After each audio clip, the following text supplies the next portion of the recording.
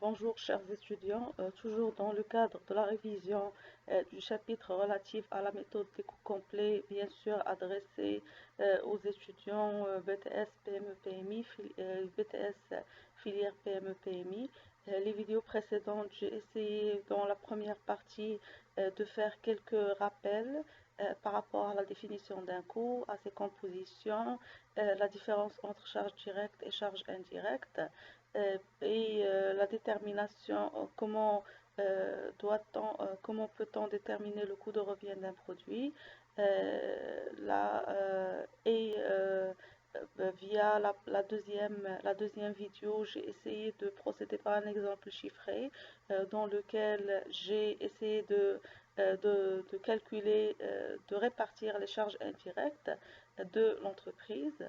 Aujourd'hui, je vais essayer toujours de continuer sur mon exemple chiffré, mais avant de faire, pardon, je vais essayer de présenter, de faire un petit rappel sur euh, les composantes d'un coût de revient et la détermination du résultat analytique.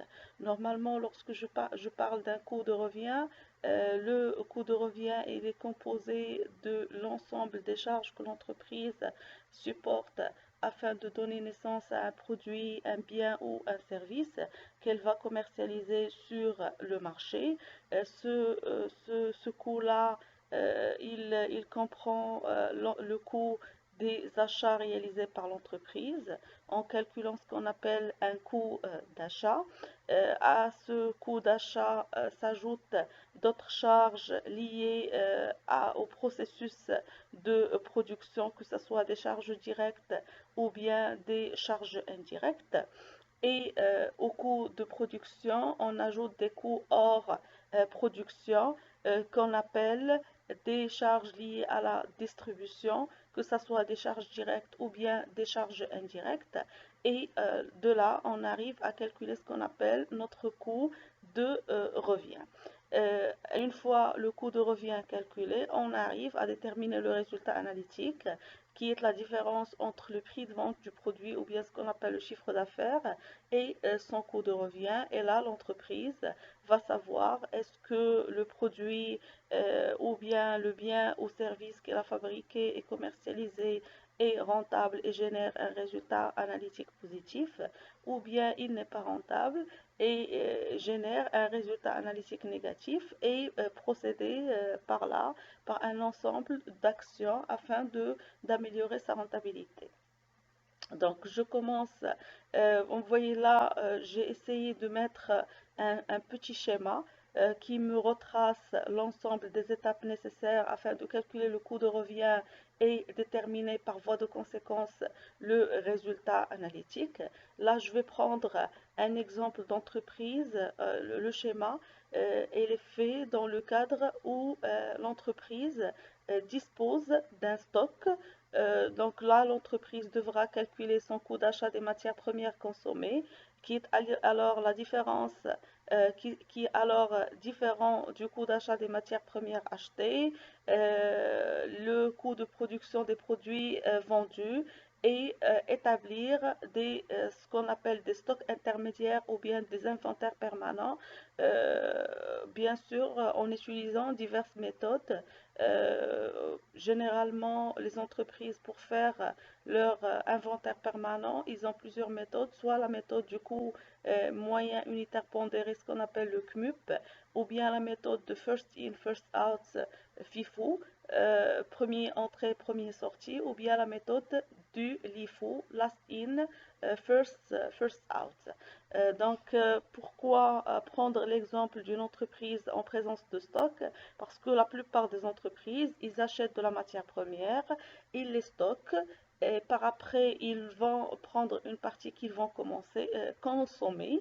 Donc là, je vais trouver que le coût d'achat déterminé des matières premières il est différent de celui avec lequel, du coût d'achat des matières à consommer par l'entreprise parce que la matière première, elle a fait l'objet d'un stockage et elle a généré un certain nombre de charges. De même pour le coût de production, celui que l'on produit et en fabrique, il est différent du coût de production des produits finis vendus parce qu'elle a été stockée, elle a généré des frais et des charges et que l'entreprise doit essayer d'évaluer un coût de sortie de la marchandise ou bien de la matière première afin d'assurer une bonne continuité. Donc, je vais prendre l'exemple d'entreprise, comme je viens de le dire, en présence de stock, afin de vous montrer comment établir les inventaires permanents. Car les exemples d'entreprises qui ne font pas de stockage, elle est un petit peu rare. Donc, je commence, comme je viens de le dire, pour calculer le coût de revient, je commence tout d'abord par le calcul du coût d'achat. Donc, qu'est-ce que le coût d'achat? Le coût d'achat de quoi? Le coût d'achat des matières premières achetées par l'entreprise. Elle est égale, comme je viens de le dire, un coût est composé de charges directes et de charges indirectes. Lorsque je dis des charges directes qui sont directement liées à l'ensemble des achats et qui concernent, je sais très bien comment les répartir sur un ensemble de produits. Mais lorsque je dis une charge directe, elle peut concerner plusieurs produits, plusieurs coûts et nécessite, comme on vient de le dire au niveau de la vidéo précédente, un certain nombre de traitements via notre tableau de répartition des charges indirectes. Donc, je commence tout d'abord par la charge directe. Les charges directes, c'est généralement le prix d'achat, je précise hors taxe, parce que la TVA n'est ni charge ni produit pour l'entreprise, plus les autres charges directes, frais de transport, main-d'œuvre directe d'approvisionnement, si vous en disposez, plus les charges indirectes liées aux achats. Généralement, les charges indirectes, on les prend ou bien on les trouve au niveau de notre tableau de répartition des charges indirectes. On passe directement vers généralement le centre approvisionnement et là, je vais trouver mes charges indirectes qui vont être réparties soit sur plusieurs produits. Par exemple, si l'entreprise fabrique un produit A et un produit B, là, on va essayer de dire que le centre approvisionnement il a consommé X dirhams de charges indirectes et on va essayer de les répartir entre le produit A et le produit B.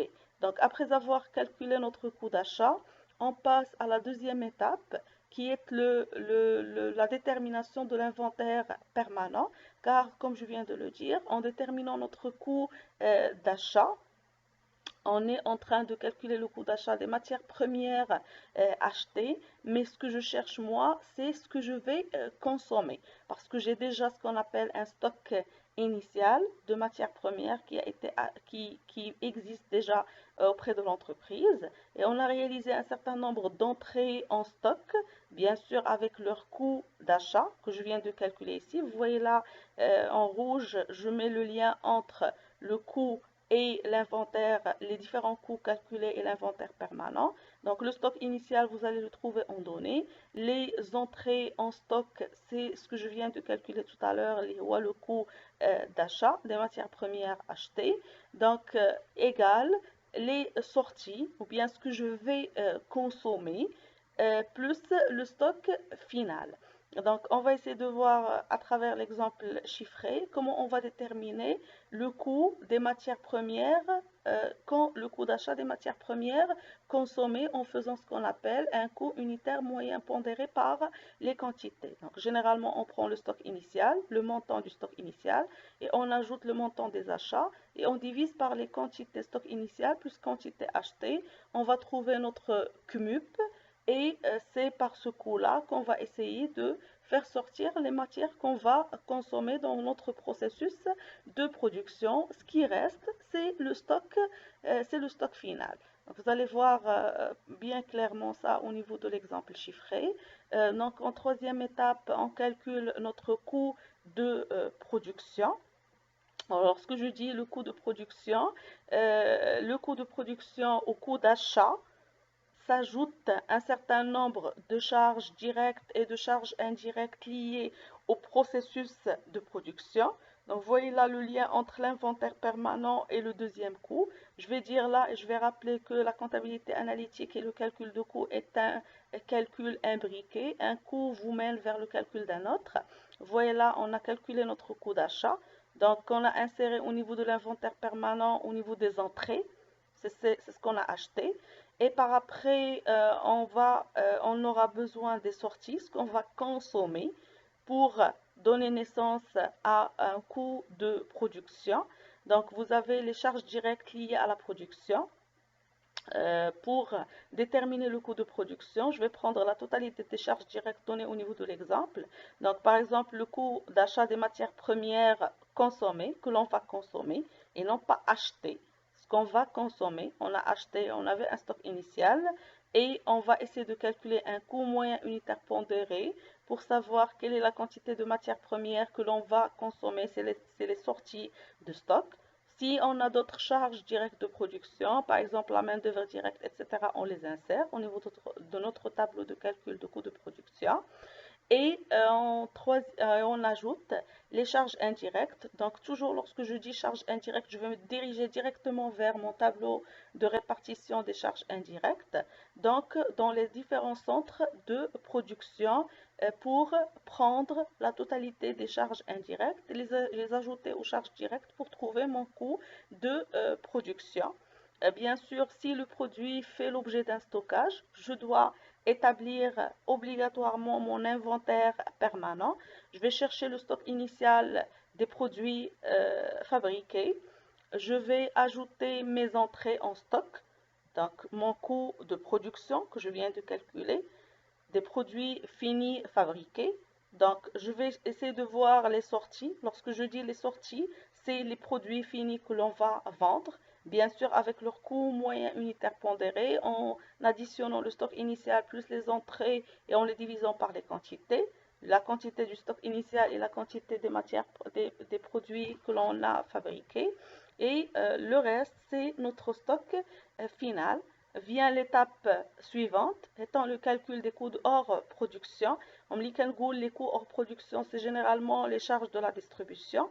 Les coûts hors production, que ce soit des charges directes ou bien des charges indirectes, les deux se cumulent pour trouver en dernier lieu notre coût de revient, qui est le coût de production des produits finis vendus, qu'on va essayer de prendre de notre inventaire permanent, auquel on ajoute les coûts hors production, les charges de la distribution, que ce soit des charges directes ou bien des charges indirectes. On trouve notre coût de revient et vient la dernière étape étant le calcul du résultat analytique. Et le résultat analytique, il se fait par différence entre le chiffre d'affaires et le coût de revient.